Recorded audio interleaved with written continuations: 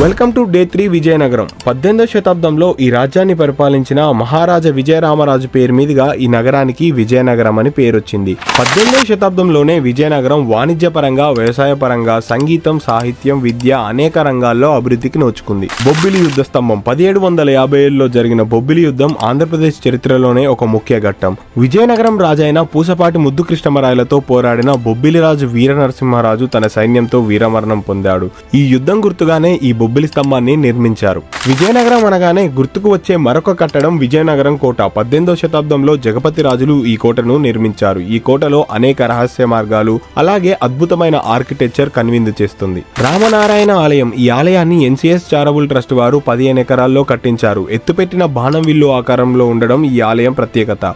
ఈ ఆలయాన్ని నిర్మించిన 18 నెలల్లోనే 2,40,00,000 మంది భక్తులు సందర్శించారు. విజయనగరం మార్కెట్ నడిబొడ్డున కనపడే క్లాక్ టవర్ ని రాజవంశకులైన